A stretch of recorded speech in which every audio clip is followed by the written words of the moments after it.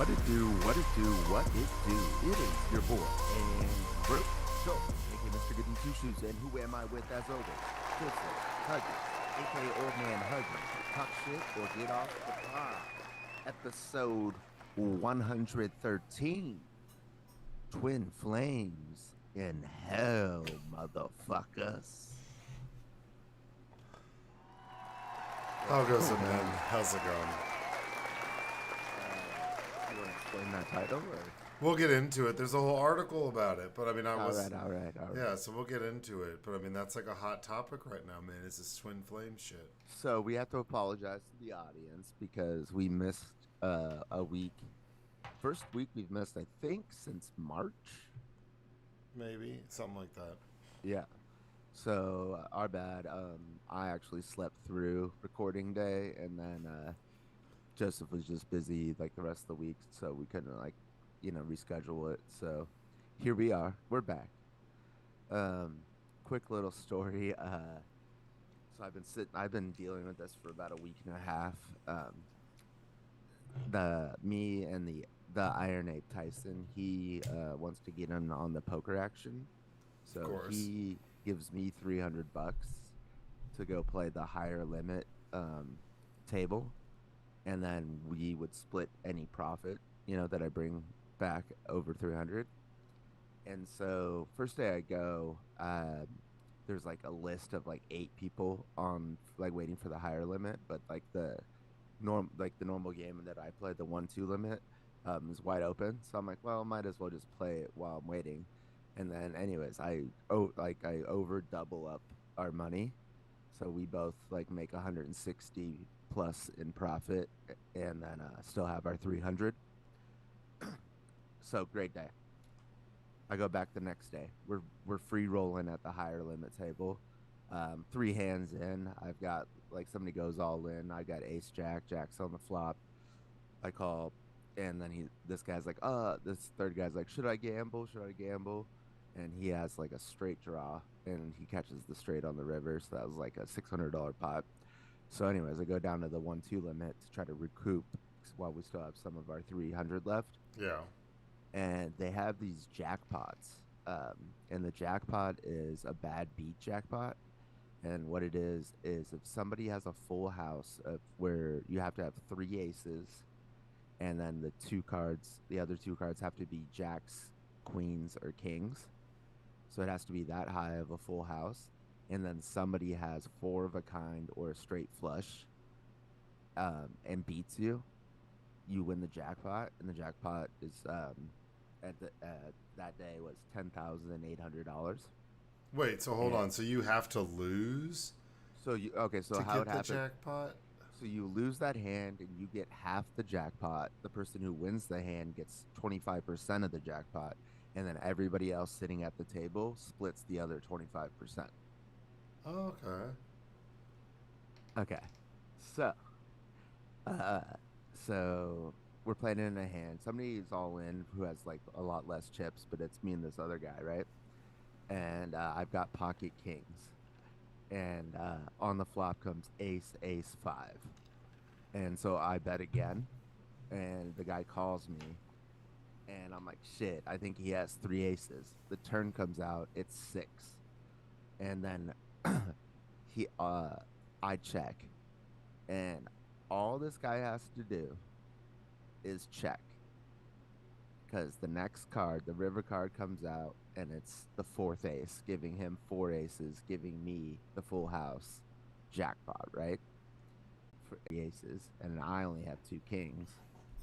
And so I make the right play and fold, but because that other person with less chips was all in, we still flipped the river card, getting the 4 aces. So I folded the jackpot, which would have been over $5,500 I would have got if I called, or if he just checked, and he would have got $2,700. And he still won the pot though? Yeah, but he didn't get any more chips from me. So he accomplished nothing. He already had the winning hand, right? Yeah. So all he got was for me to fold, which was unnecessary because he would have won with 4 aces, and then got 2,700 on top. and I would have got 5,500, giving the Iron Ape 2,700 of it. So he invested 300. He gets 9x his money back. You know, Yeah. and everybody, and I told the table that I folded, I told the dealer, and so now it goes around, and everybody in the poker room is coming up to me and bringing up that what happened, and I was like, it was it was his. I did everything that we had to do to get there. All he had to do was check, and we win the jackpot. It's over. He has the better hand. Like his job is to keep me in the hand. What a douche. I know. So ever since then, I haven't cashed out winnings since then. So you're I down since. Ever since, D- like damn. desperately down. You gotta like take some time off, man. I am taking time off. That's This is me how taking time off. that's how it works, dude. My Because last stand was on Sunday, and I got there at 11:30 a.m. and I left at 2 a.m. Jesus, with $40 in my pocket. Jesus.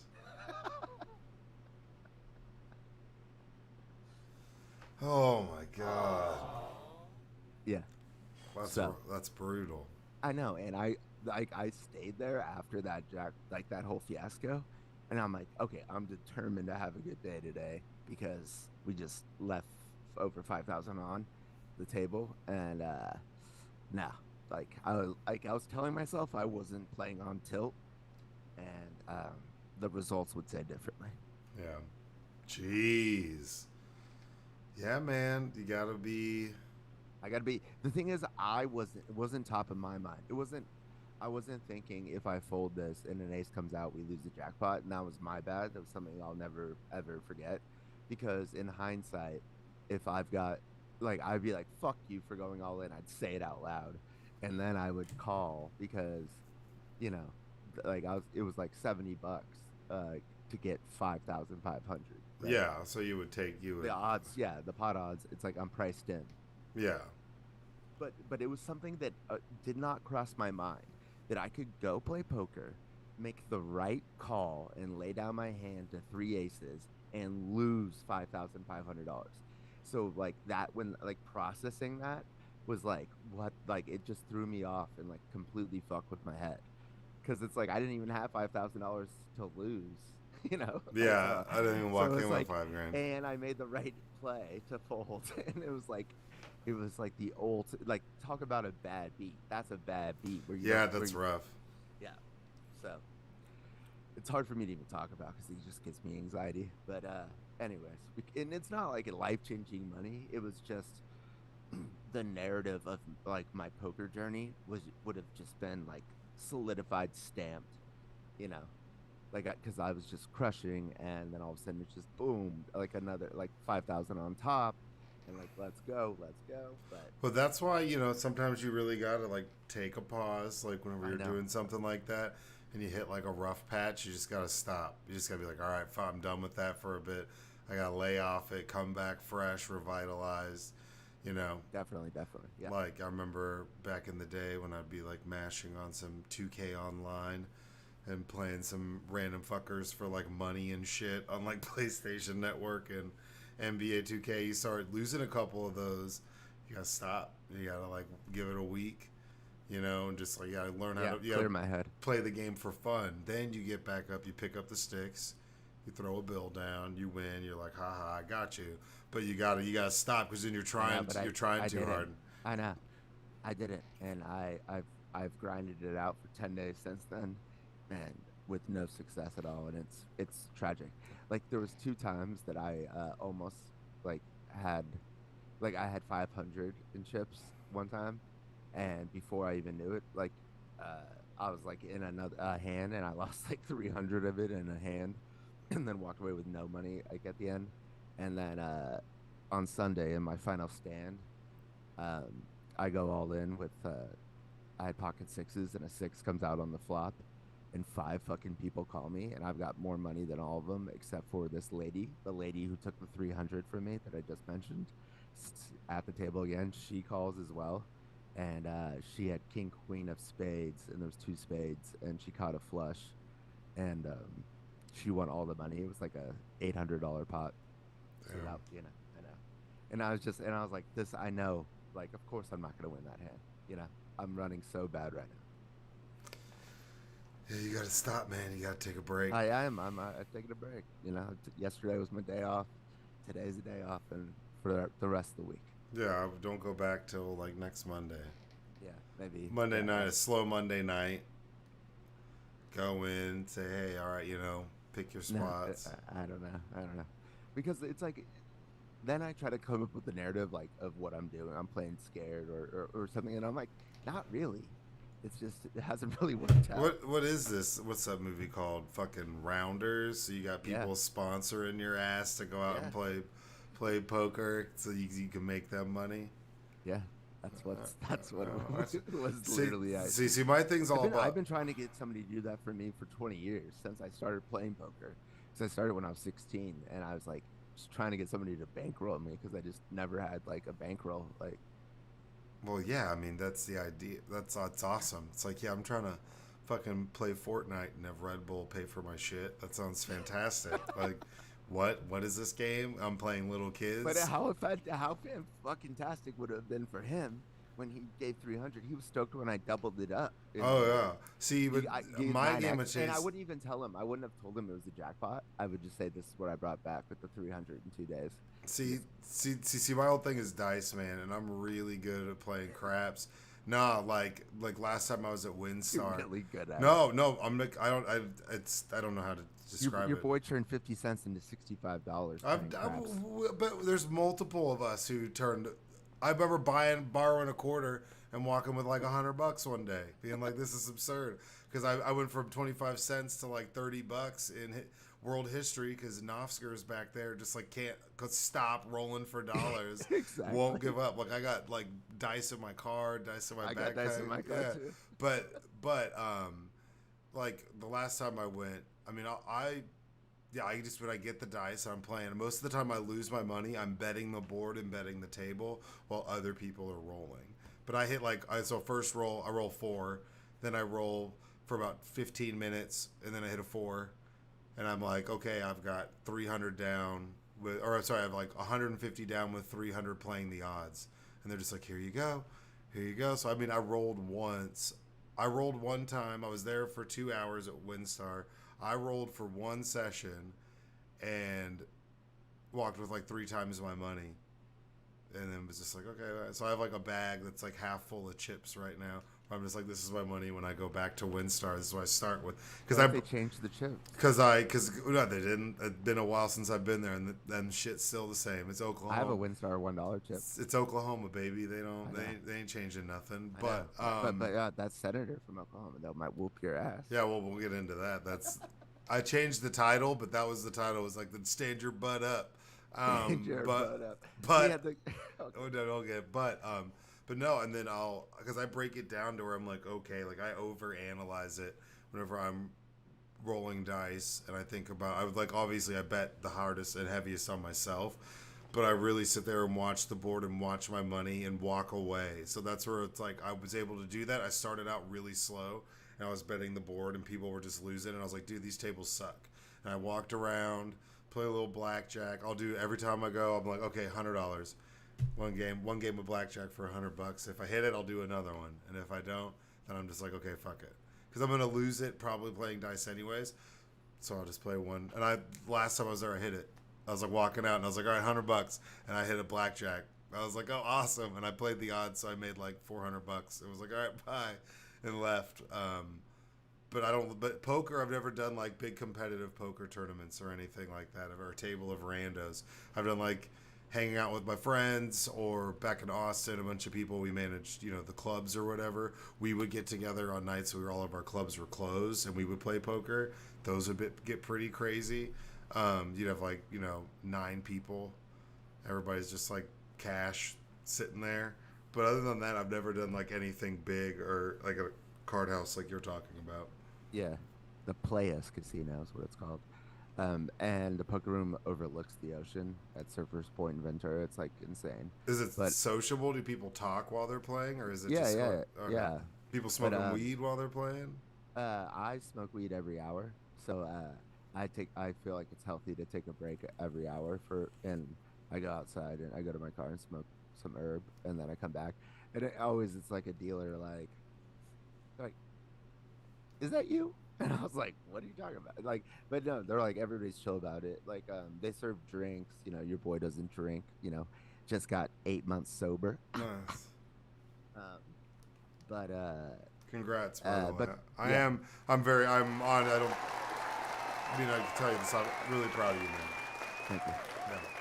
Yeah. Um, and so they have what they call California games. So they have blackjack, baccarat, Pai Gow, which I love playing Pai Gow, Yeah, but I haven't played it yet. Pai Gal's Yeah, awesome. If you've I never haven't played played it it there yet. there, oh, dude, Pai No, Gal's not so much there fun. because I'm there I'm on a business trip. I'm not there to have fun. That's my Like favorite thing to do when I get to Vegas before I check in is me too. Me go too. to Caesars and play Pai Gow. It's like $25 a Get hand, your feet wet. but you can Yeah, sit you there never for like lose or never win. yeah, you can sit there and play for like 2 hours on like $50 and just get some drinks and then bounce and Yeah, then go yeah. check in. Yeah, every time that's where you got to start. That's where it starts at the Pai Gow tables. I mean, so they have those other games. I've never played them, but get sociable, and every hour that you're there, they scan your card, and that gives you $1 towards food. And I didn't know that like for a long time, and so and then I found out like you could use it for food, so I like used it to get like a bottle of water and like an energy drink. And the waitress comes back. She goes, "Jesus, you have enough money on there to have a romantic dinner." And I was like, can you have a romantic dinner here? I was like, but uh, but it was like I had like over $90, so I'd been played over like 90 hours by the time I figured it out. Damn.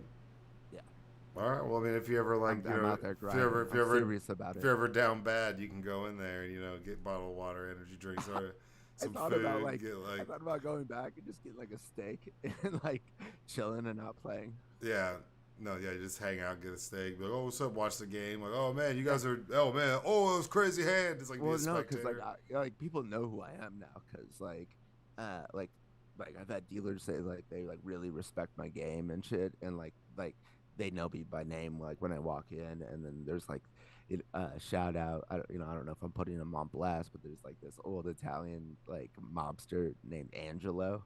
Like I thought he was Mexican for like the first time I met him, but he's like hardcore Italian, and I didn't think he was like a mobster, necessarily.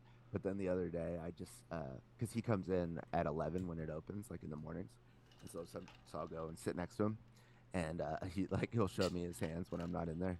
But he has like some young like super like buff dude comes and like when he's leaving, and he hands him like a wad of cash that Angelo puts in his pocket, and then the guy's like his driver, and I was like, oh, this is like some straight soprano shit, Yeah, where he's got like the young guys like driving him around, and yeah, I was like, God, this exchanging guy's a wads of triple cat. OG. He's at Yeah, the he's like poker 84. house. He's 84 At the years old. poker house at 11 a.m. Yeah, in Ventura. Like, getting his coffee with the Splenda on the side. yeah, put it on the side. The Splenda.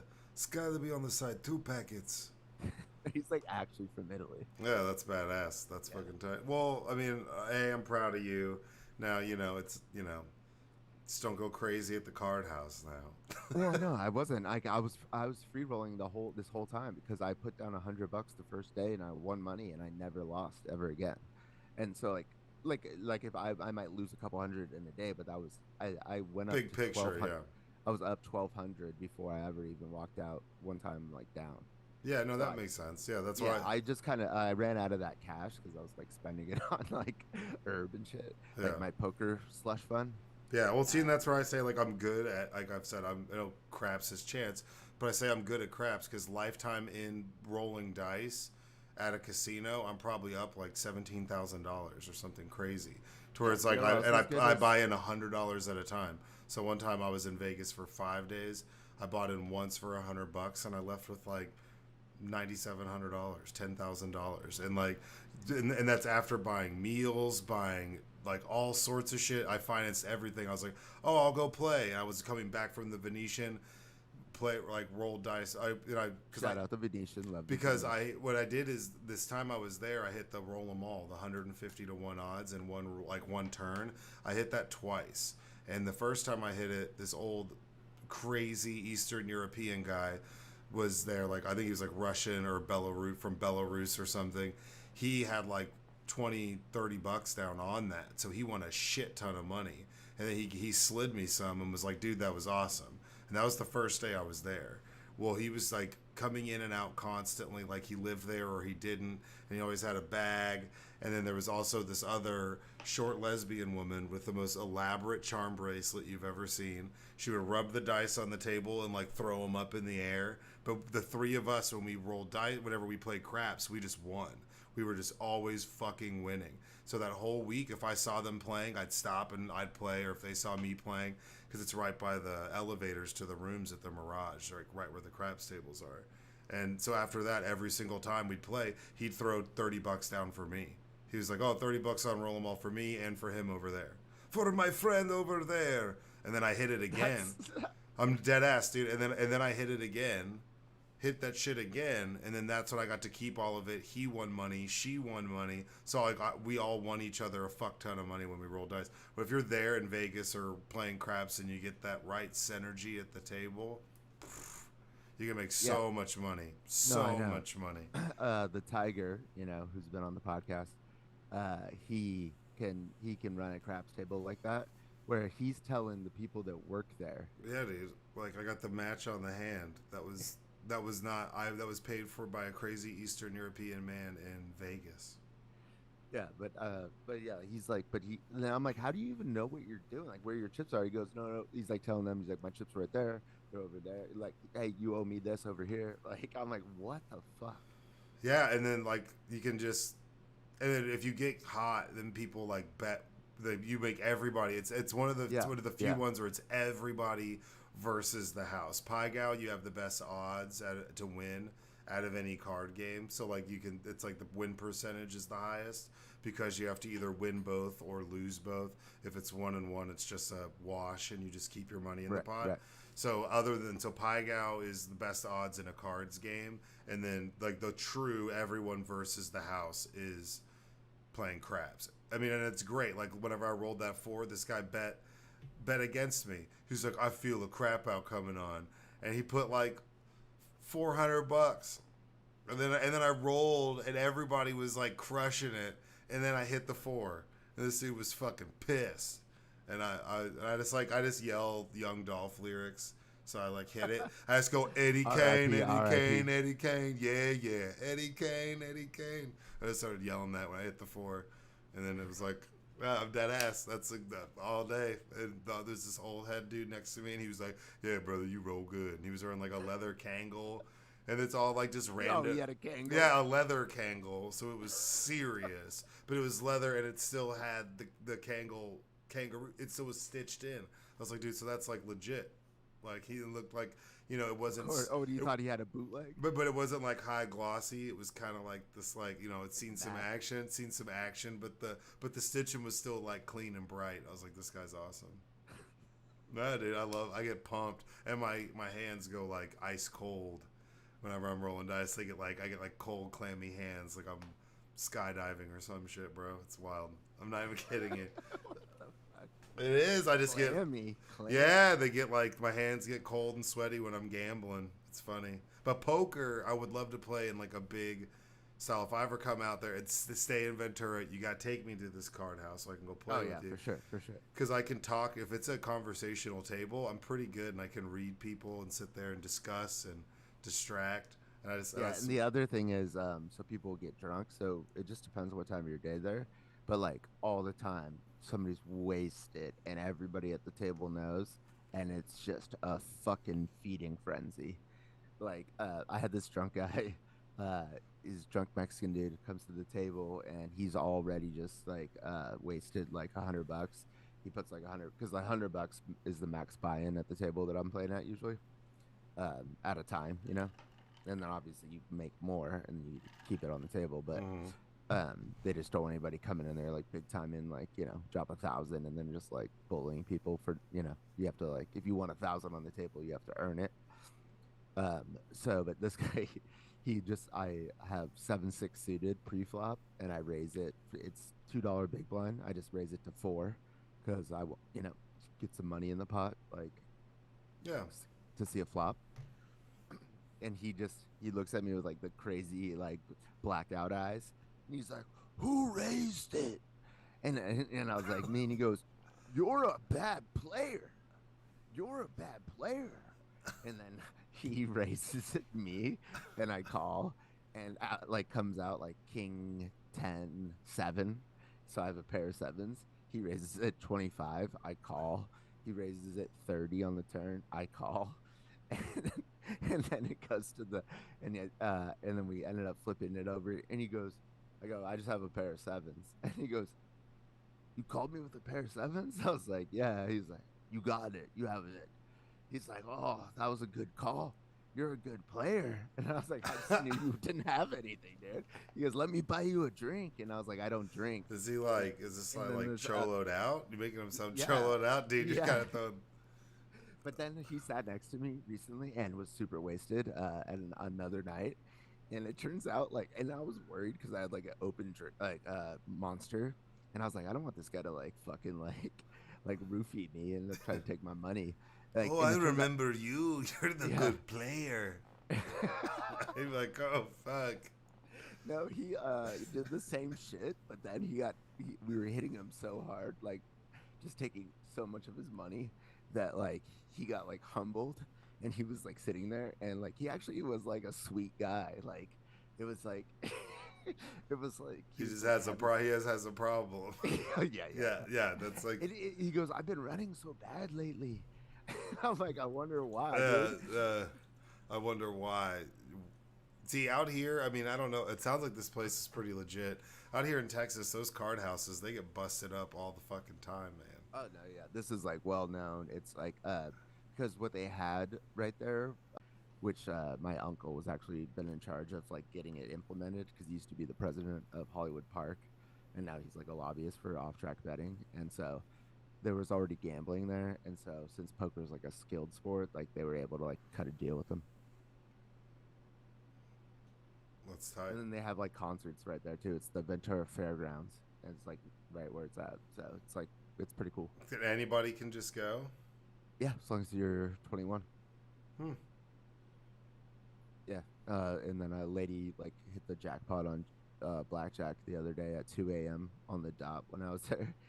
$158,000 she won. It was the highest one they paid out. I just hear screaming from the blackjack room, and I was like, "Oh shit, is this a mass shooting?"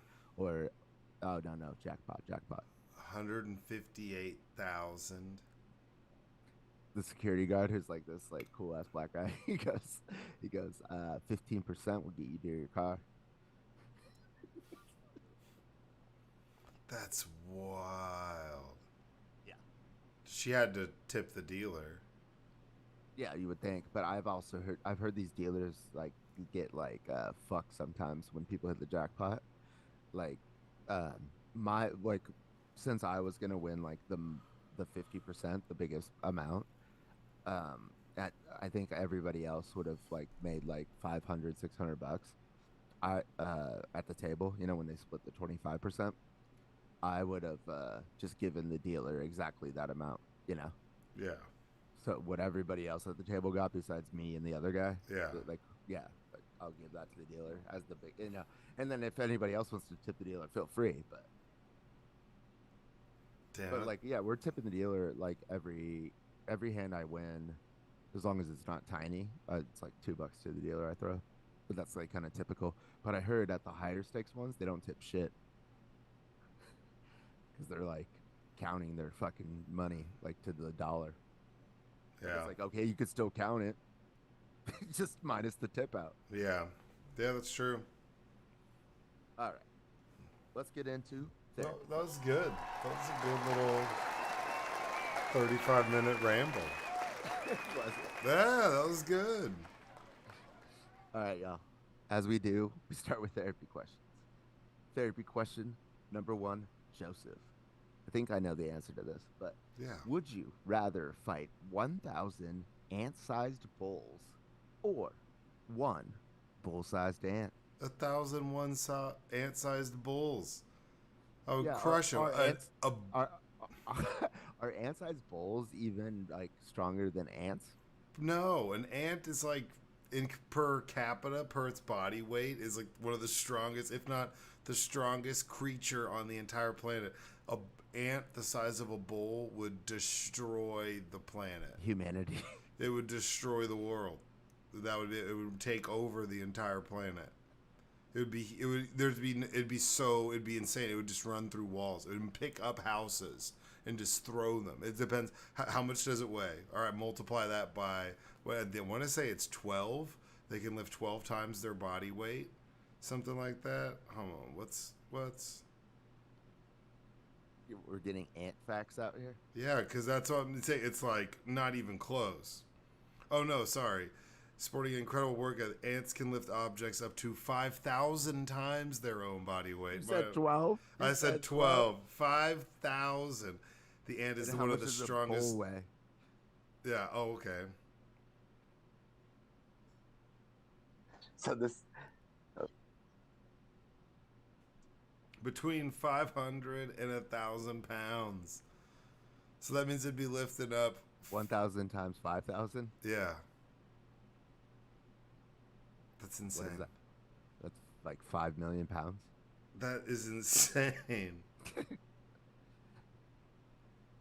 Yeah, 5 million pounds. It could lift 5 million pounds. It could lift. It could lift the Freedom Tower. Yeah, I mean it'd be the amount. What's that in tons? A ton is 2,000 pounds, right? Yeah. So that dude. So that's like 250,000 tons. Yeah, you lift 250,000 tons. It would be able to lift up it move the big slabs of granite that are etched in the ground like fallen obelisks in Egypt. It'd just pick them up and chuck them, dude. It would just run through Stonehenge. Just pick boom, up like boom. it could pick up like giant mega jets, it would pick up the cargo planes. Empire State Building. That bitch hollow. It would put a dent in it. It would put a dent in it for sure. It could ram it. Yeah, there's there'd be no stop. There'd be no. That's a bull size. So 1,000 pounds, but it's not like bulls are like a whale or an elephant. Right. It'd be like a big cow that lifts 5 million pounds. That'd pick up Cowboys Stadium and chuck it. Dude, just release that shit into Russia. See what happens. Dude, the war's over. No, dude, that's that would be mass extinction. You'd be like James. It'd be a war crime. You'd be like James Franco in the first reboot, or the second reboot of the first movie of Planet of the Apes, when he makes a flu and makes all these super smart monkeys and then kills half the population because they get sick from his little monkey flu. So you know what I'm saying? Like, you're basically James Franco. Like, you created this bull-sized ant that can lift fucking the International Space Station and throw it into orbit, and you just release it. You don't think a couple bullets could kill it? Nah, man, I don't think so. Because thinking about how fast that would be, ants are pretty quick. Nah, man, that'd be terrifying. If you saw that, it'd be absolutely terrifying. I mean, you might be able to stop it, but it'd do some damage. Yeah. Because they have like an exoskeleton almost, right? Yeah, and it's not like, everything, you can like shoot it in the eyes. Everything's based off of like scent and pheromones and chemicals, all sorts of weird shit. So it smell weird as fuck with this bull ant running around, spraying pheromones and shit. You're like, what the fuck is this guy doing? It's like, oh, he's communicating. And then next thing you know, like, that dude just chomp. Like, nah, bro, those mandibles, get out of here. Nope. Now, if it was like a black ant, it was like a chill ant, sugar ant, something like that, that'd be tight. And you'd be like, hey, this ant's just cool. He's really strong, but he's chill as fuck. He doesn't fuck with anybody. He might, he could do stuff. He could help save humanity. But, if you get a fire ant, so a bullet ant, one of those ants, that's the size, like, that's it. It's game over. Like, you're dead. Yeah.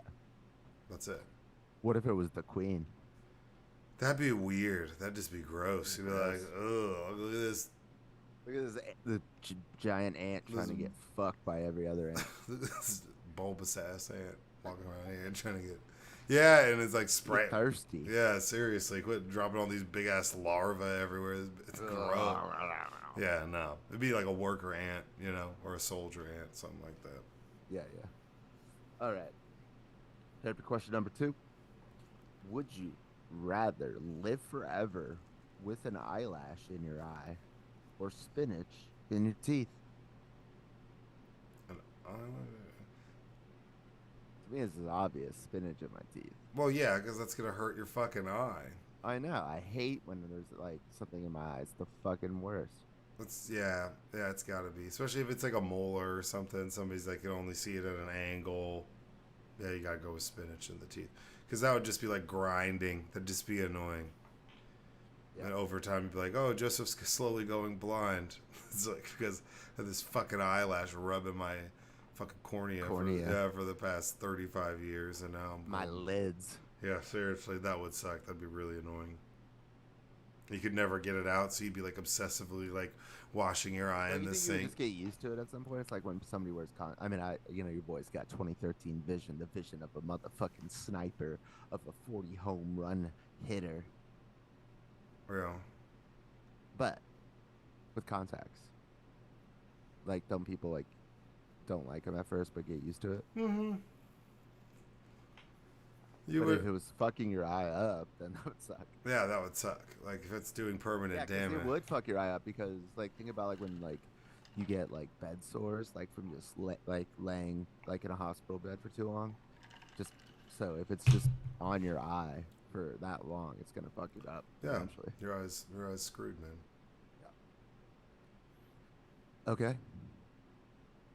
Therapy question number 3: would you rather adopt a British accent every time you're having a serious conversation, or laugh every time someone cries? British accent. Yeah, for sure. It'd be weird, but I don't want to like laugh at people while they're sad. Like that'd just be shitty. Like people wouldn't be around you very much. You'd have really surface level. You'd have to like to have friendships. You'd have to make sure no one ever confided in you. Otherwise, or cried in exactly, or like somebody starts crying, you just gotta leave the room. Yeah, because you can't, because you're gonna just bust out laughing. Yeah. I mean, that's me, anyways. You know. So, no, I'm just kidding. Yeah, but the British accent, that'd be cool. I think it'd be more impactful. Well, what would it sound like? Like, look, we got problems, yeah. I need you to work harder here. You're coming in. You're going through the motions. You're not doing your part. And look, it's kind of your job, isn't it? So I need you to get to it. If you're not going to do your part, you can't work here. That's not me. That's the boss. That's the boss man upstairs. And then they start crying and you just start laughing. Look at this wank over here crying. You don't want to work hard? You want to get paid? Huh? Little tiny Tim over here crying his eyes out. Save it for your mum. It's work, isn't it? Yeah, so you gotta throw the "isn't it" in there. But please, yeah, sir, I want more. Please, sir, can I have some more? You won't. Homie got a big ass pot of soup. Just give the little kid some more soup, dude. Nah. Dude, I mean, speaking of which, like, Richie Sunak, the Prime Minister of the UK, is like, you know, in some shit here. I thought he had his shit together, and now they've like fired their foreign secretary and put in David Cameron, who used to be the prime minister. Yeah, and people are like, they're like, aren't you excited? And they're like, no, actually, no, we're not happy that schmuck's back at all. Yeah, I gotta do British accent, and then like, is this laughing at people? That'd just feel bad. You wouldn't keep people around you very long. Now, well, one of my favorite things to do is laugh. So if I could just like. You'd have hang out with people crying all the time, like babies. That would be weird though too. Can't stop laughing. Okay, yeah. It'd be terrible. You'd be the worst daycare worker ever. They'd be like, "What's wrong with that guy?" I don't work here. I just come here to like, laugh. Up, we got a crier. Somebody go get Andy. You're like, come here, kid. That might actually work. Maybe. I guess you could be in some sort of, you know, work at like Urban Air, something Because like like kids, that. like all they do is just mirror you, anyways. It's like when like that's what they say. Like if a kid like falls, like on like their knees, like don't like go like panic. Be like, oh my god, are you okay? Because then they're gonna just think something's wrong, and then they'll start crying. But if you're like, oh, that was get back up, and then they're like, oh, because they're not actually that hurt. They just Yeah, are you pulling stunts again? You wild, bro. yeah. I'm just saying, like if yeah.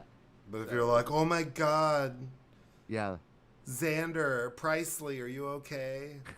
sleep. Amberlyn K, did you just fall down?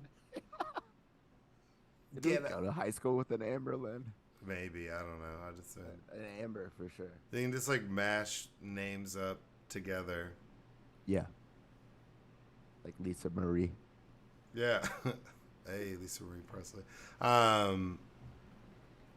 Yeah, you could just mix it up. But Presley is probably my new favorite made-up name because it's a good. I think I've said that before. It's Karen? Is that a Karen? No, it's the young child. Presley, but Presley is unisex. It could be a boy or a girl. That's how pretentious it is. It could be either or. It could be a boy. Presley. He plays or non-gender conforming. True. Well, it's a not gender conforming name. So Presley is a name that is actually very progressive. Yet obnoxious. No, definitely. I mean, if you're that's go fuck yourself. But yeah, like seriously, I know you didn't name it yourself, but go fuck yourself. I just like that we went to school with like 9 Laurens, and then I'm pretty sure all their names were spelled the same or pretty damn close. No, they were spelled differently. How many of them changed the names? How their names were spelled? Dude, you want to get them on the pod? I've been talking to a couple. None of them changed the spellings of their names. I don't know. That's what I've always wondered because over time, I swear there was some unique ass spellings that I was like, wait, was it always spelled like that? Like it got switched up on me and I didn't know. Like there was definitely like Lauryn. Yeah, like adding a Y or maybe adding like dropping an all. I'm like, what is going on? Yeah, that's true. There was an OI. There was ORIN. Yeah, that's where I was like, where are all these coming? Like, did y'all's parents like know each other and decide on these different spellings beforehand? I'm just curious. I mean, maybe that's legit, but I've always wondered that there was never two of the same. Spellings. There's never two of the same weird spelling. That's what I'm saying. I think they all got together, coordinated, and they all decided how they wanted to spell their fucking names. Who do you think got like the original Lauren? Like the regular, like the OG. Yeah. Ooh. Yeah. Or do you think that was last? I think there was a couple other original OGs, but I think there was some that probably like how long you'd been at the school, man. I bet you some new Lauren comes in. She's like, I want to. They're like, you better figure out how to spell your fucking name, bitch, because that's not. You ain't spelling your name like that. You ain't. Well, that's how I spell my name. I've been spelling my name that way at this school since Johnson, bro. So if you're gonna come at me like that, since Johnson, you come at me like that, since Johnson, you got problems. You can meet me outside Joe's Pizza Pasta. We can get this shit done in front of the ratchet ass Subway that somehow is still open. But no, I think they all got together, had like their own little, Bilderberg group meeting or some shit. Some like Bilderberg. Yeah, dude, that's a Bilderberg shit going on. What the fuck is that? I know about Build-A-Bear. Oh, Bill, you don't know what the Bilderberg group is? No.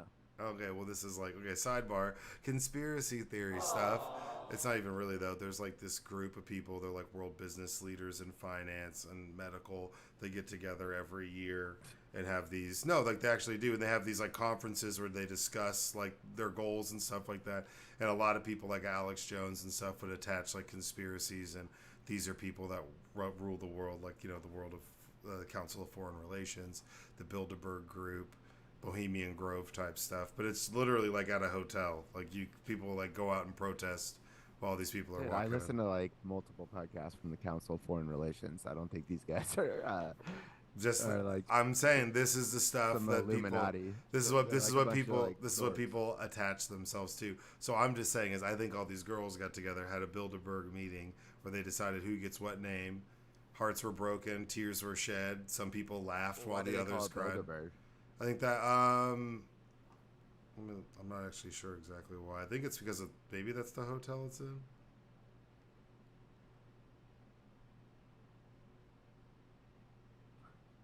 I'm serious. Is it Builda?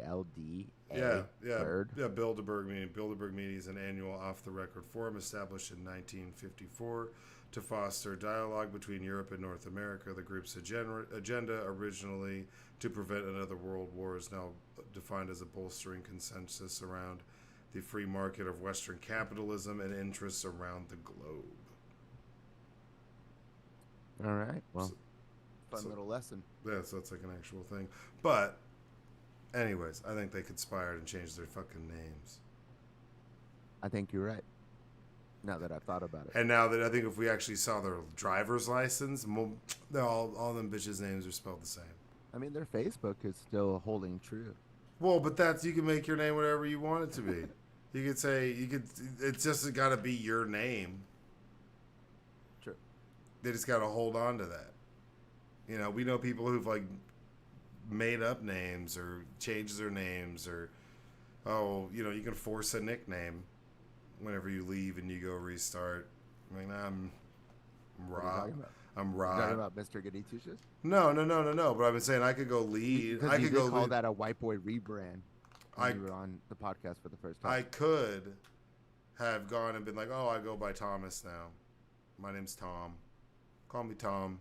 And then we could have crossed, because I just fucking want to. And it's like, but out of all the names, like, you're better off with Presley at this point. Yeah, maybe. Well, maybe that's what because Tom Sandoval. Maybe that's the next kind of ruined it. Maybe that's the next chapter.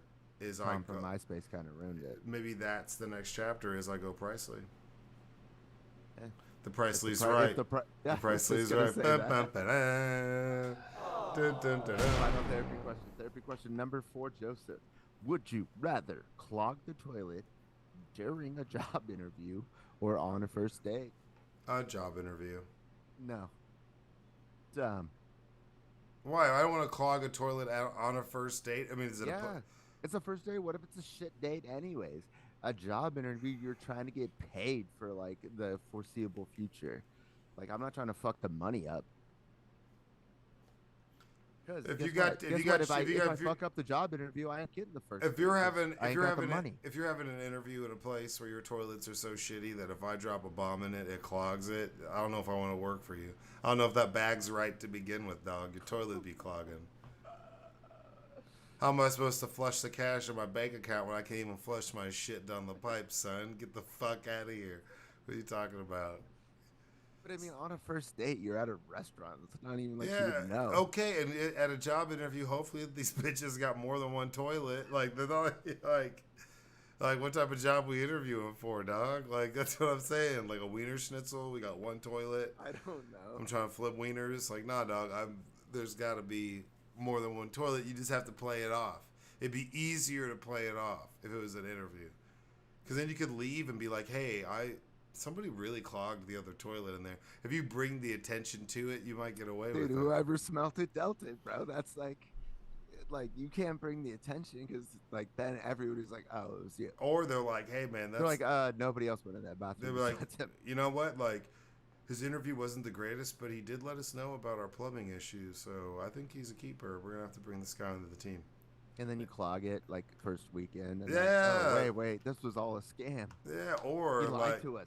He lied to us on his job interview. He went out of the way to lie to us and say somebody else clogged Tom clogged the shitter. Tom. Yeah.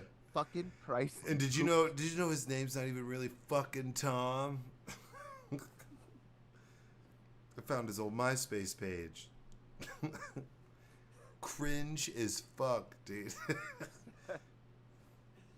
I saw this TikTok and it recently, and it was like this chick who like couldn't breathe and she was laughing so hard, and she was like filming this guy, and she's like, "You look like Tom," and the guy looked exactly like Tom, and like was wearing the exact same like outfit and looking to like off to the side, like whatever, and it was pretty good.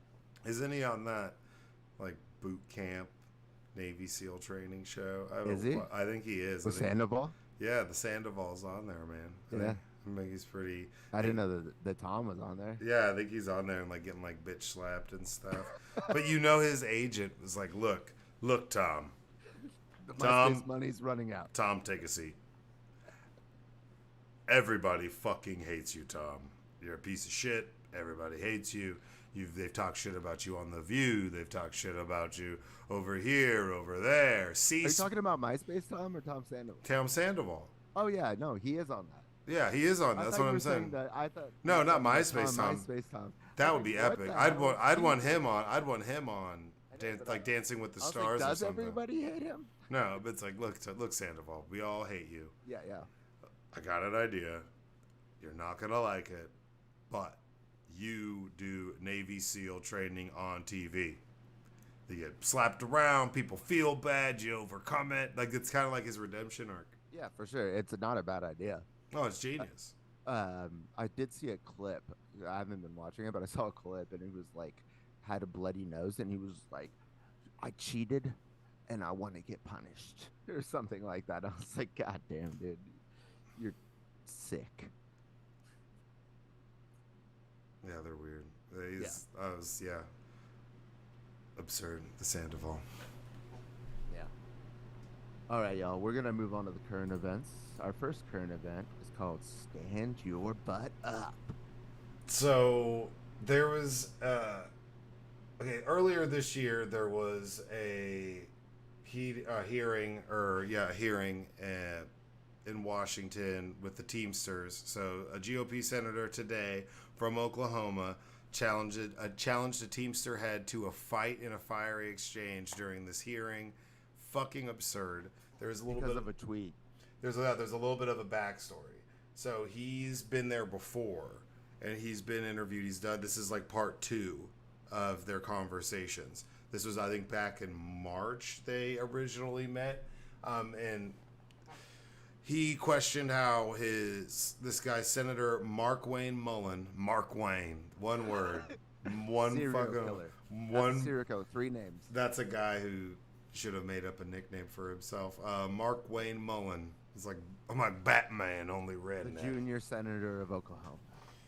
He got into an argument and challenged Sean O'Brien, the president of International Brotherhood of Teamsters, to stand your butt up to settle a long-standing argument or differences. Stupid. It's all on camera, but Bernie Sanders standing right next to him. So Bernie Sanders is like, whoa, whoa, whoa. But sit down. You're an American. You're a United States senator. I wish I could find the original tweet. It was something along the lines of how this guy Mark Wayne Mullen pretends to be self-made. Mark Wayne Mullen owned a plumbing business that he inherited from his father when he was 20 with his wife. Then he grew that into like a small little business empire, and then he sold it to a larger plumbing company, basically sold out. So he's a capitalist. Inherited a business, built it the fuck up, sold it off, made a bunch of money. Now he's a senator. So this Sean O'Brien guy has obviously done his research and kind of threw in his face that this Mark Wayne guy's kind of full of shit, kind of along the same lines of a Donald Trump. So the tweets are like, hey, this guy's pretends to be self-made. He's a fucking clown. Like, this guy's a clown. And if, basically calls him out on sight. He's like, if this guy ever wants to settle the score, like, throw hands anytime, any place, we can get it done, cowboy. Yeah. And there's a picture of Mark Wayne at a debate, and Mark Wayne is a short king. He's a short king, as they say. So he has like a box that he's standing on behind like the podium. The podium, yeah. So that he's like, relatively the same height as his opponent in the debate. So like in that tweet is also the picture with a circle of the box that he's standing on. Yeah. So he tweeted this out a while ago. Haven't seen each other since, but they like Twitter hate each other. I mean, so they're starting off, and he reads off these tweets. He's like, I wish you could have been there when me and my wife, when we were running my business, and I was out there with my hands, and my wife was running the office. So he's super pissed. This guy's like uber insecure about being called out, about kind of, having his parents finance the business start the business that he inherited and then sold for a lot of money. Well, he starts there and he's like, well, this is a time, this is a place. If you want to run your mouth, we can be two consenting adults and finish it here. So he said this to this guy on camera. And the Teamsters are no joke. You know, Yeah. they bury Jimmy Hoffa. Okay. Yeah, the And fact that it's the Teamsters is like goofy. If you want to fight this big, tall. these are mobster type. Yeah, a guy named Sean O'Brien. Sean O'Brien, An Irishman. A bald guy with glasses and a suit. And so he's like, this is the time. Fuck. He's hard as fuck, dude. Yeah, he's like, if this is a time, this is a place. After reading the tweets, if you want to run your mouth, we can be two consenting adults and finish it here. Which O'Brien is like. O'Brien says, yeah, sure. And he goes, you can do it right here. And he goes, great, perfect. And then he goes stand your butt up. And he goes, yeah, well then stand your butt up. And he goes, you stand your butt up. Yeah, and then the guy and the senator gets up, takes his wedding ring off, like as if he's gonna go fight this dude, and then Bernie Sanders just interjects. He's like, "Hold on, the United States Senator, sit down," and he does sit down. Yeah. And I don't know, dude. Yeah, he said. So calling him a moron. He said he was full of shit. And he said, you can fight me anywhere, any place, anytime, cowboy, is what he posted. That's so great.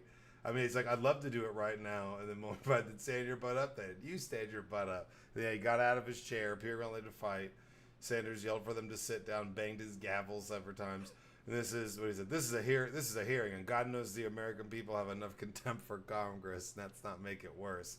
He said, you challenged me to a cage match, acting like a 12-year-old school bully, which is what O'Brien retorted, because during this incident, it does not stop. There's a video. It's like a minute 21 seconds. There's like a 5-minute clip. This shit doesn't stop. Like, they keep fucking going at it. And he keeps trying to bring it up. He's like, look, if you have any questions or comments about economic policy, have your question.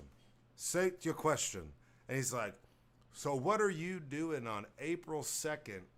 Are you able to come down to Sacramento at the Silver Dome, 7:30? Like, he's trying to get him to challenge him and fight him in a cage match for charity. why in Sacramento? Not Sacramento, but and maybe it was Oklahoma, wherever the fuck it was. It was just like he was trying to make it like some wrestling promo where this guy literally is like, okay, ask him questions about policy. And he's like, so you said anytime, any place. And he's like, no. Stop it. Stop. And he's like, well, I'm just trying. He asked a question. He made a statement, and I'm just trying to answer his question. He's asking me a question. This guy will not fucking stop. This is not a conversation about physical abuse or combat. Like, he literally, Bernie Sanders said that like 8 times. I'm not even making this shit up. And they both called each other thugs. And Bernie Sanders is like trying to get these two meatheads to calm the fuck down. But O'Brien's cracking up because he got him to stand the fuck up. The fact that he got a rise out of him, and he's like, "You're a U.S. senator," and then he goes, "Act like it." He was like poking him. It was fucking. It was fucking. He was trolling the shit out of him. And then he brought up, well, he's like, no, it's for charity and it's for unions, but you should come fight in this cage match what are you doing next April of next year? Do you want to be in a cage match? He like wouldn't stop, and then they just kind of had to. Do you think he said April because he wanted to train or what? Yeah, maybe. Yeah, we were there to be talking about and did all the talking, the crisis facing working families in this country. Not to laugh about that. The growing gap between the very rich and everybody else, and the role that unions are playing in improving the standards of living of the American dream. We're not here to talk about cage fighting. Incredible. Bernie, just staying on point. Incredible. Like, this is like a meltdown of another level. So, I mean, this is going to be used against him in the campaign trail. This is going to follow this guy for forever. But he straight up challenged a Teamster to a fist fight, live on C-SPAN, sitting next to Bernie Sanders. And he's not breaking up a fight physically. He's just sitting there smacking his gavel. But yeah, I implore everybody to go watch the full clip, because you just see how unhinged and bothered this guy is by, I guess, being shit talked on Twitter. But man, he actually, Oh no, that's a picture of him attending a NCAA wrestling championship. I thought he was a championship wrestler. I was like, oh shit, that'd be badass. I'd watch that. Teamster versus collegiate wrestler. I can see it. I mean, he's like, I don't know. This guy's like overcompensating. Like He's pretty yoked when he stands up in his little button up. You're like, that guy's pretty like, jacked. How short is he? Like 5'5"? Yeah, Bernie Sanders looked taller than him, and he was sitting in a chair. So it's exactly. not like, and this O'Malley guy looked pretty tall for sitting down. I was like, I just don't, you don't fuck with teams. O'Malley. I don't know. O'Malley. Don't do that to my average people. Come on. But I would watch that fight. That's something whenever he fails and doesn't get re-election, someone like Happy Punch or Influencer Boxing will approach both of these guys and we'll actually get this fight. It'll be like 2-3 years too late, but we might get it one day. Well, the violence doesn't stop there on Capitol Hill. On to the next article. Next one, Kevin McCarthy accused of elbowing fellow Republican. I titled it as McCarthy off the top rope. Representative Matt Gaetz has filed an ethics complaint. Laughable. Wow, that's awesome. John Wayne Gacy has filed a smell complaint. I don't know what they're keeping in their house, but it smells really bad over there. Thanks, John. Yeah, we know. Thank you. Fuck that. That's absurd. Complaint against ex-House Speaker. Hold on, though. Do you know that Matt Gaetz has an adopted son? Yes, he adopted a kid when he was like 25. There's something about these conservative white guys about adopting people of color when they're in their mid-20s and they live alone. What the fuck? I just want someone to play Madden with, you know? I mean, he's pretty good. Like, he's great. His cover's zero coverage. He can really play the free safety, and it really makes me work on my Madden game. I gotta move him in. Like, I don't fucking know. That's weird as shit. Fucking weird. And I'm adopted, and my situation and being adopted was weird as shit. This is weird as shit. And not because mine wasn't even that weird. It's just like where I grew up and the whole every adoption's good. But that's weird. That we've got two weirdo dudes.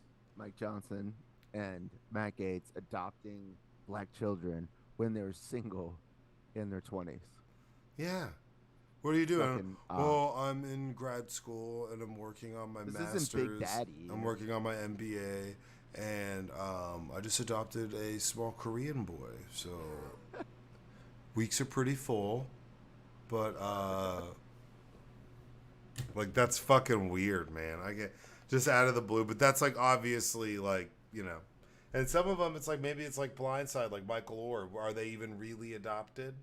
Or they're just there's like, maybe this is like my meal ticket. Yeah, you're going to find out like George Santos was the adoption agent. And you're like, oh, fuck. Like, none of it's real. It's just like he's just like passing kids off. Like, come to find out he's for cute. Tax purposes. Yeah, for tax. Yeah.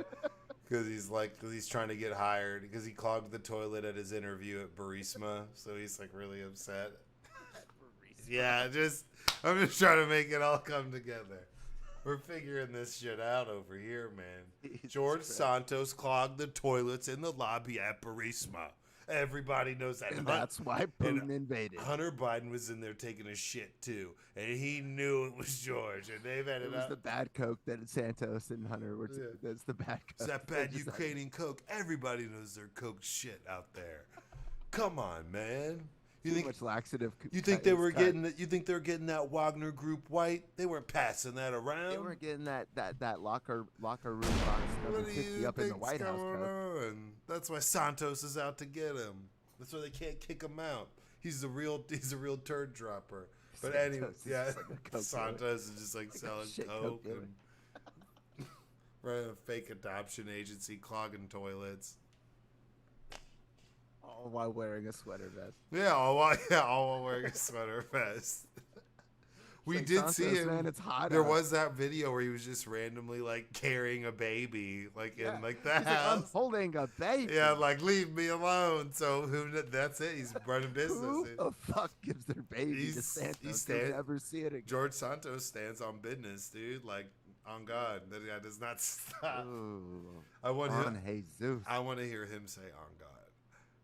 That would be great. Like I did not do anything wrong on God. I'm Jewish on God. That'd be epic. Oh yeah, I forgot. Yeah, so... what is he? He celebrates Kwanzaa, I think. Yeah, yeah. Celebrates Kwanzaa. I'm a black, Jewish, Palestinian. gay conservative 9/11 survivor. Bitch. On God. Uh, On the Virgin Mary. oh, that's terrible. I'm going to give us a round of applause for that. We have Representative Tim Burchett of Tennessee, so you know he's already a piece of shit. Said McCarthy elbowed him in the back while he was speaking with a reporter. A straight liver shot. In Congress on Tuesday. Long-term adversaries of McCarthy, the pair led efforts to oust him from being speaker in October. Mr. McCarthy said the altercation was incidental. I love that they're just unraveling so much, like pushing each other, elbowing each other in the back, trying to fight witnesses in front of fucking 89-year-old Bernie Sanders, like Jesus. I'm sure, R.I.P. Dianne Feinstein, but one of them would try to slap her for being late, dude. They're all so like amped up and just like rowdy. You got Marjorie Taylor Greene's running around just calling Lauren Boebert like a whore all the time. Yeah, didn't they fight in a bathroom? Yeah, they got into an argument in the bathroom. But like, I think that MGT, like Marjorie Taylor Greene, would MTG demolish would like wins her. She just used her like just Neanderthal fingers and just she's like on crunches. HGH. Yeah, you see how many cleans I did in front of my Confederate flag cooler? She owned a gym. You little restaurant bowling alley whore. Like that's. I'll grab your boobs aggressively. And she's like, "Who do you think you are, Shrek?" Like they're just going back and forth. Shrek. I got 6 guns on me right now. One in my pussy. Yeah, I fucked bigger bears in the mountains of Colorado. I'll fuck you. I'll fight you too. Everyone's like, whoa, this gir's. Her husband's like, yeah, I'm gonna watch too. Here's my dick, everybody. Mark Wayne. Mullins. Yeah, Mark Wayne. Starts throwing his feces. This wind straw is so strong. No, but they're long-term adversaries. The incident described by we have NPR journalist who witnessed the interchange just came hours after McCarthy's replacement. The new House Speaker Mike Johnson passed first major legislative test, a full vote to avoid the government shutdown. He's a bully with $17 million and the security detail. Mr. Bruchette said about the former leader. Mr. McCarthy later told reporters the physical contact was incidental. If I would hit somebody, they would know I hit them. Jesus Christ, dude. McCarthy's out there. Since he's got ousted, he was been like laughing when he said that too. He's just like on some straight mob shit. He just doesn't give a fuck, dude. He rolls around with like 6 cops like on him, like as if he's still speaker. But people, but this is the whole thing, is people, if they were going to fight, let's say like these two dudes got into a physical altercation and fought, it'd be one of those things where like 200 of them would like circle around them and like make sure nobody could break it up and let McCarthy beat this guy's ass. Like, like it's not like anybody'd be like, yeah, save that guy. They'd be like, fuck you, dude. You're one of those ass hats. But also McCarthy and Swalwell, who's a Democrat, he maybe you remember, he was like on the like he did the impeachment hearings. Yeah, and he also ran for president for like a half second. Yeah. But Chris Swalwell, he got into confrontation with McCarthy just like a month ago, and he was like, "Fuck you," and he's like, "You want to go?" And he's like, "Yeah, we're gonna do this right here." And like they're like in Capitol Hill, and then like for some reason they just didn't, or like they're like maybe in an elevator. It's like there's got to be some like fight club that they're all a part of, or like they're all a bunch of pussies. Dude. None of them have ever fought anybody in their lives. Like that's why they're in Congress. Like that's why they're afraid of Marjorie Taylor Greene, because they're like, dude, she's gonna fight you. She's gonna like just like fireman carry me and drop me off. She's gonna do like a DDT or some shit. Yeah, I mean, there's probably, there's a lot of like, I don't know about a lot, but the veterans, I'm sure they'll whoop your ass, but like that's about it. Nobody else has seen any combat. Like, yeah, dude, she's gonna like stone cold stun me or hit me with a diamond cutter or some shit, or like the figure five. Like, she's gonna fuck, or the F5. She's gonna fuck you up. But yeah, most of those guys are kind of pussies. But Matt Gaetz filing an ethics complaint is laughable. All of these guys, and that's where they're just imploding. Like, it's all swirling. A lot of these people are gonna end up losing their re-election bids. They have to, because, like, I mean, it's like whatever the fuck you want to say. It's like they can't function as a Congress when Republicans are in charge. So why the fuck would you elect a Republican to like be in charge and just like have 2 more years of this shit? What's even weirder in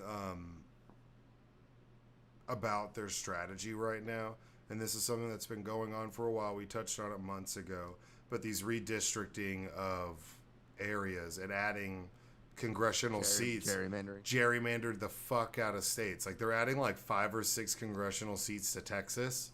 They're adding like 2 more black. You can only add if you have a growing population. Well, you have a growing population. You can divide them up, but also they have to also have the equal amount of people. Yeah, but you have to add. You have to have you have to have a certain amount of. Yeah, there has to be equal opportunity for voting for everybody, all demographics. Yes, of all demographics. So there's been.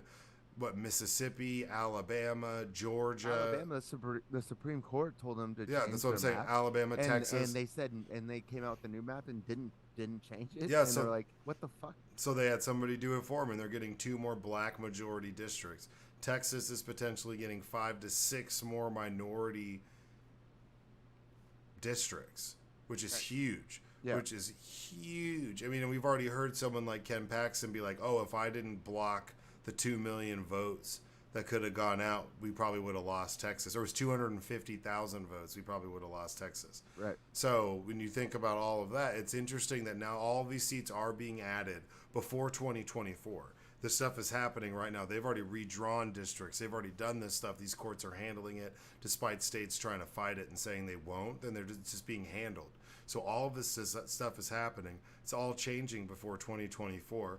All of these districts that they have that are gerrymandered the fuck out of to make sure they keep winning re-election, they're going to be different. They're going to be different demographics, different people there that they're going to have to resent that probably fucking hate them. That they're going to have to represent. Yeah, well, I mean, that's how that. It's a weird strategy to be doing this democracy. Now. Yeah, no, it's great for the democracy, but I'm saying for the Republican Party, it's interesting that they have such a civil war, conundrum going on. They have this like attitude towards each other, and there's so much infighting that in the grand scheme of things, we could end up seeing like 12 more seats or something like that added. And if that is, those are all definitely more left-leaning style seats. And if they can't afford to lose any as is. So if let's say they lose 6 seats and then we add 10 more districts and 6 of those vote, that's a 12-seat swing that they can't afford. Yeah, well, I think the Republican Party's over. Like, I've already said this. Like, I think it's done. We're just watching like the disintegration of it. Like, it's not a party anymore. Like, Trump killed it. It's like it was already a party that was full of shit, that didn't really stand for anything. Like, anything that they say they do, like or that like they're fiscally conservative. Name one time since, I don't know, I'll pick a day, 1900, that a Republican has ever been fiscally conservative when they've been president. Name one. None. I can name a Democrat. Bill Clinton balanced the budget. Okay, I can at least name one, but also Democrats don't run on being fiscally conservative like Republicans do.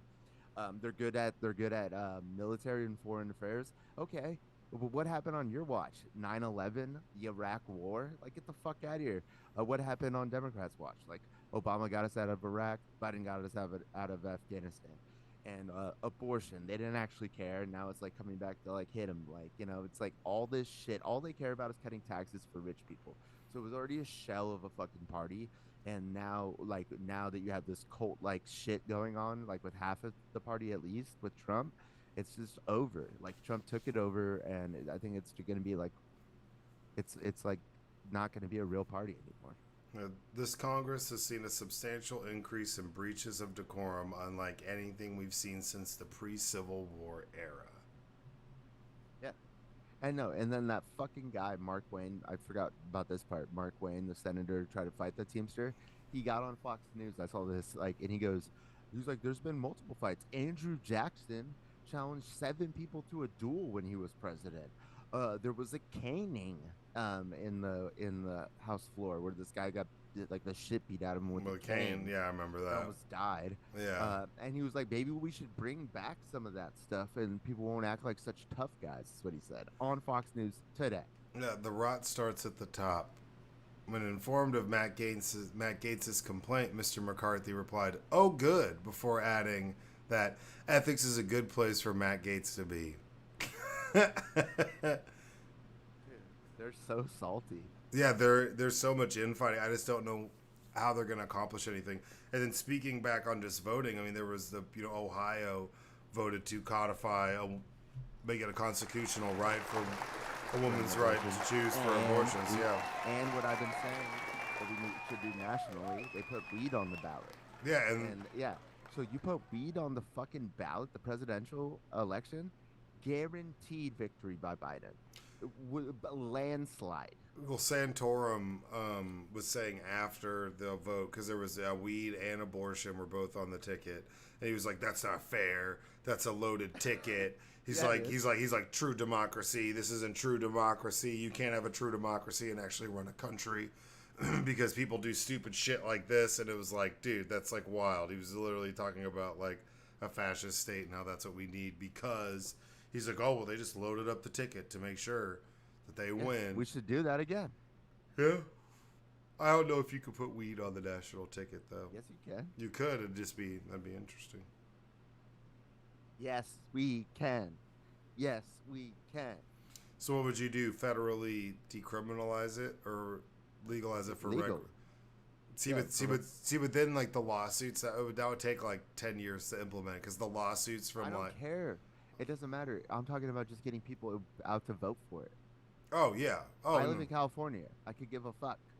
But like I get weed like delivered to me like my house. Like I'm laying in bed and it comes and they put the joint in my mouth and light it. Like that's how legal it is here. So it's hot. so I'm just saying like just to get people out to vote for it would be enough. That's all you need to end Trump's career. Well, these guys are all ending their own careers at this point. Mind blowing. They're so fucking stupid. Next article. So, this is by Vice News. This is an old article, but there is a documentary that came out. It's on Netflix called Escaping Twin Flames. If you have not seen it, you should watch it. It's fucking crazy. And then I found this old article. There's a bunch of new ones, but it's about these people that have the Twin Flames universe. It's this married couple. It's basically two yuppie white kids who changed their names to sound like they're like astrological gods.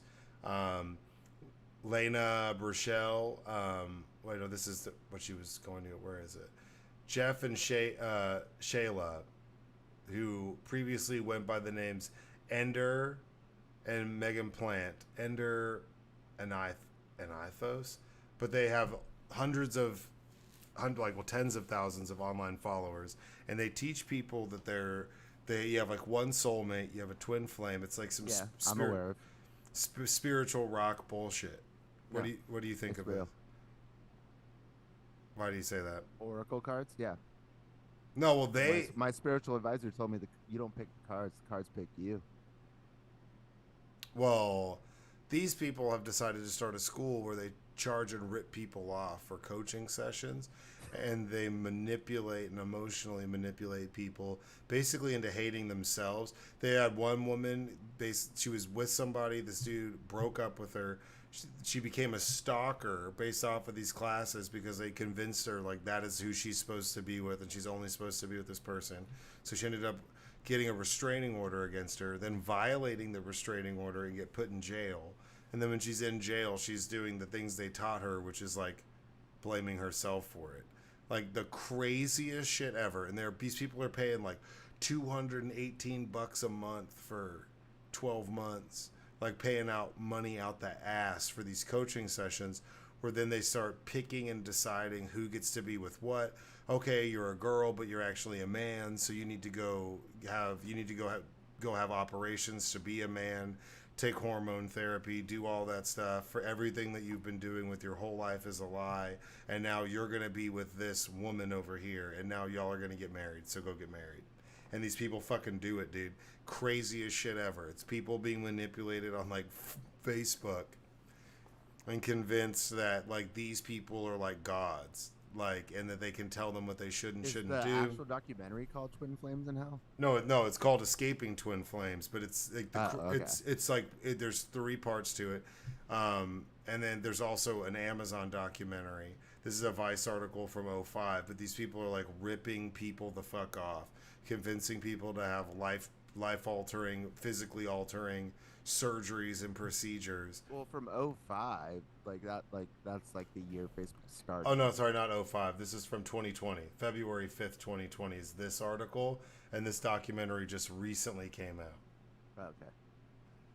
This person was designed for you by God, and you were designed for this person by God to be your eternal companion for all of eternity. So they talk about how like you've lived multiple lives and you've been with somebody, but they're just convincing random people and pulling this shit out of their ass, man. And they've amassed millions of dollars, live in this huge mansion, have a ranch. They're trying to start a ranch commune out in Michigan, and they bought a shit ton of property.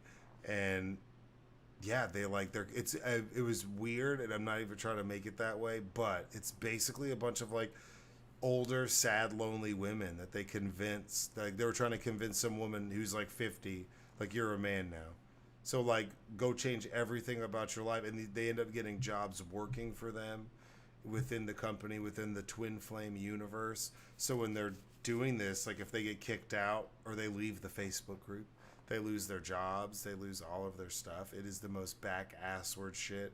There was one girl who was 18 or 19 and was with a 35-year-old schizophrenic dude because they told her, hey, the next man that contacts you is your twin flame and who you're supposed to be with. And some random dude on Facebook sent her a message. She ended up marrying this guy and being with him for like 4 or 5 years. And he was like be in and out of jail, had all these crazy charges.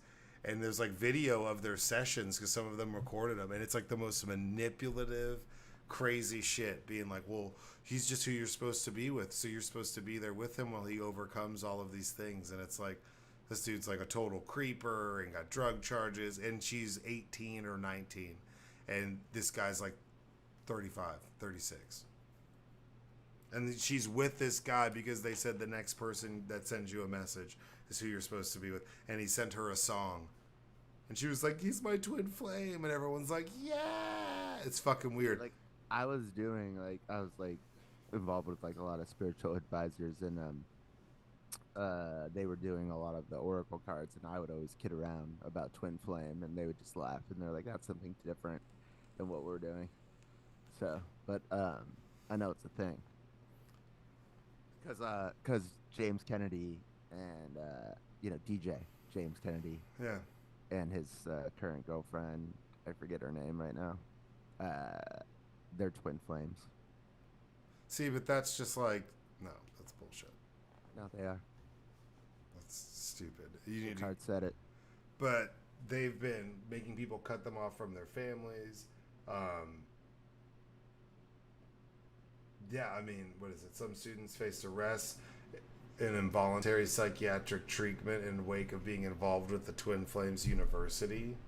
So they've like literally made people go crazy, had people go to jail because they're like, hey, you got to be tough. You got to fight for your man. So I know there's a restraining order, but fuck that. Just go for him. And they're like, okay, you're right. I'm going to do it. It's all these Zoom meetings, dude. It's fucking cringy.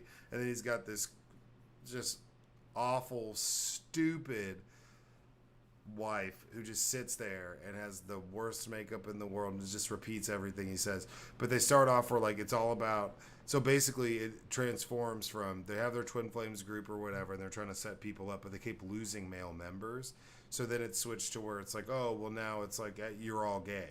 So they tried to turn all of their following to to turn them into a bunch of lesbians essentially and be with each other because you have masculine energy and you have feminine energy. So those energies, so it's not gay because you have male energy. And so you should go get a sex change. Well, we all have masculine and feminine energy, no matter who you are.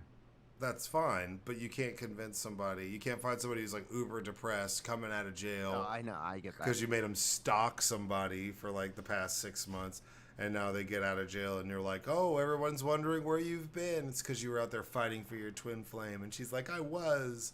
And you're like, oh my fucking God. Like, it is the most unhinged shit ever. Stuff like that is what made me. Is like what. It gives people who are into spirituality a terrible name when you watch that. If you ever say twin flames to me, I'm instantly going to be like, go fuck yourself. Like, right off the bat. There's no way. They deny they're running a cult. A cult is a sick organization for abuse and systematically takes away and harms. And they've been like, they've shut down their Twitter, locked it up, locked their Instagram where you can look at stuff, but nobody can comment.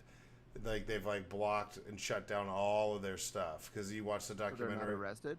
No, they're no. So they're not. They haven't been arrested. They still have followers. They're still doing their thing. But it's crazy, man. You watch these stories and you hear these people's testimonials, and you're like, "This is fucking crazy, like crazy." And some people like lost their kids to it. Like their kids have just vanished. Like got into it, came back summer from school.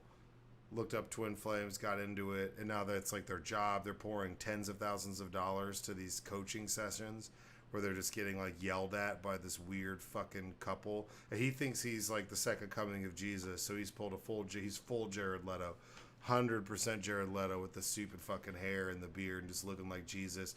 He's just walking around like that with his girlfriend with like a whole fucking That's annoying as fuck. Melted 64 crayon blocks of just fucking colors all over her face. They look like idiots.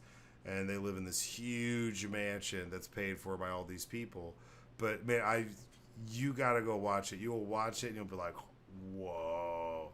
And it's like, I think I know some people who were like by the FBI for illegal practices. So they're already under that's political bullshit, man. It's the Justice Department politicized again, man.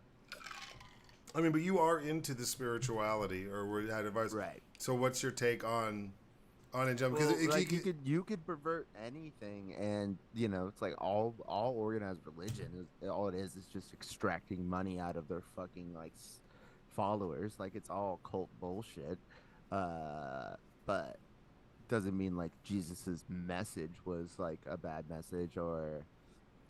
You know, like thinking about like the universe and everything as like one entity is a bad thing. It's just when people exploit it to control people and really just commit fraud, basically. It's all it is. It's just extract money and pussy. That's what it is. Yeah. Or little boys' dicks if you're a Catholic priest. Jesus. You get booed for that. Allegedly. No, it's not allegedly. That's not alleged. It's pretty much factual at this point. People don't forget. And last article, birds in North America will be renamed to avoid any harmful historical associations with people. This was awesome. Apparently there's a bunch of birds running around that are named after racists, and we're finally going to do something about it. Like what? The blue jay? Yeah, no, where are they? The black jay. The black jay. It's a jigaboo jay over there. Oh, they're pretty fast. Like, but they're like goofy names. Like they had stupid names. Where is it? I gotta find it. Where they'd say one of them. We were just like, what? Earlier, the National Opera. Why did I say that? Audubon the Society, not Audubon, but Audubon. Audubon Society announced that it would retain its name even if critics. So there's a John James Abutan. His family owned slaves, so there's a bird named after him, and they're keeping the name. We mustn't reckon, but then other people are saying no. We must reckon with the racist legacy of John James. I don't think you should have a bunch of racist named birds running around. I didn't know that was a thing. I didn't know there was racist birds. So that's kind of. But I mean, you could be like Washington D.C. Washington had slaves. Granted, he inherited them and then did release all of them upon his death. There's this great. So a 2020 encounter with New Yorker in part. So they bring up the original Karen thing, but then Christian Cooper, a black bird washer, was looking at birds, and that's the Amy Cooper with the "Hey, your dog's not on a leash." But there was a group called Bird Names for Birds sent a petition to outline a plan to change harmful common names of birds. Is this going too far? What do you think? Probably. You think so? You think I mean, like, I'm all for like taking down Confederate statues because those guys are fucking traitors. But like, if it's just like a last name of, I guess if it's named after that specific person, yeah, it's fine. I mean, but like, if there's like a Johnson, it's like most black people's last names are names of slave owners. And look, I'm okay with it, like, but it does sound like some white knight bullshit because there's not enough black bird watchers to be like, this bird's got a racist ass name. That's something like, oh my God, Cheryl, look at the name of this bird. Did you know that he owned slaves? Right. Yeah. It's annoying. And like, that's my husband's family. We did Ancestry. They owned slaves, and I made him like just repent. Apologize. Yeah, so he owned it. We went to an AAU basketball game, and at halftime, he apologized to the parents and everyone there. And you know what? I forgave him. But and there was a lot of. But there's a lot of generational trauma that we're dealing with. There's a lot of them there at those basketball games, so I felt like it was a good spot to do it. Like I don't. Yeah, it's that's what it is. It sounds like some white knight bullshit. It's some weird bird teacher at like fucking SoCal, fucking whatever. He's like, this. Oh, it's got to be somebody coming at my peak. Okay, some weird liberal teacher in Topeka, Kansas, or Austin, who's like fucking pissed off that there's a bird named after General Longstreet. God damn it. And like, it's not even here. It's not even indigenous to where he lives. He just sees it in a book and it makes him mad. He's like, oh, God damn it. That fucking racist bird. When I think about that, I think about the Klan. It's not like there's a Ku Klux bird flying around or some shit like that. If there is, that's wild. It better look like a Ku Klux Klan. Like, it's like we weren't even trying to be racist. It just look at it. It's literally. It's got a hood on its head. They literally make their nests out of small white paper bags, and they poke holes in them and fly them there, and they look through them. It's either a ghost bird or Ku Klux. Yeah, you tell me. Ku Klux Claw. Ku Klux Claw. And they've been known to attack black people. It's a Ku Klux Crow. Look, you guys. Like, oh, look, it's got its torches. Like it's tiki torches. Yeah, that's just like a Q-tip, with a little bit of street fire water on it. All right, let's get out of here before we get canceled. I don't think we will. Anything too bad. I don't know. But keep an eye out. Ku Klux Crow. Yeah, keep an eye out. I think Jigaboo J was worse. But keep an eye out. I just can't even say that. Keep an eye out for racist birds. No, there's some funny ass. Birds aren't real, bro. There's some funny ass, like, I mean, it's not that slurs are funny, but there's some like really goofy, like rhymey ones where you're like, what? Like, who came up with that? How did that catch on? Like, that would just be fun to say if it didn't mean anything. I think that's one of them. But there's a part. So Enter the Dragon. So shout out Jim Kelly. But Enter the Dragon, there's a part in the beginning of the movie, and it shows how everybody gets to the tournament.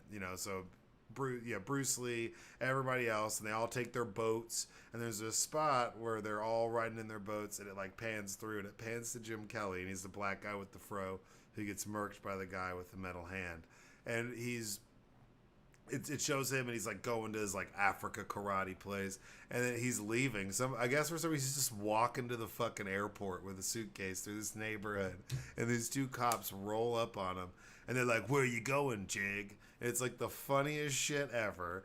And he's like, "I'm going to the airport," and then they pat him down there, and they're like, he's like, "Hey, look, This Jake's got a passport, dude. It's like the funniest shit ever. Then Jim Kelly proceeds to beat the shit out of both these cops in the alley, steal their cop car, and drive to the airport. And then it pans back, and it's him sitting in a boat, like, yeah, I really did that shit. And I'm not even kidding. And it's like, why are we explaining Enter the Dragon? Just That's because there's some funny, like, it's not that they're funny. It's not. It's definitely with a J. But is it GIF or GIF? Yeah, right. It's definitely GIF. Just there's like GIF. Yeah, there's some lazy ass but goofy old slurs. That's all I'm saying. That they're just funny. That's one of them. But that's an instance where if you ever watch Enter the Dragon, they say it like 3 or 4 times in 2 minutes, and you're like, wait, what the fuck was that? Like, and he's got a passport. It's gold. Meditate, bitches. Enter the Dragon and meditate, like Bruce Lee.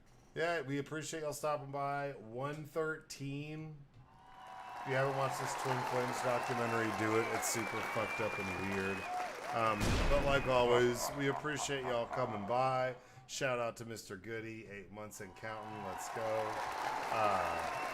Yeah, we love you guys. Just be good, be safe, stay strong, and go fuck yourselves.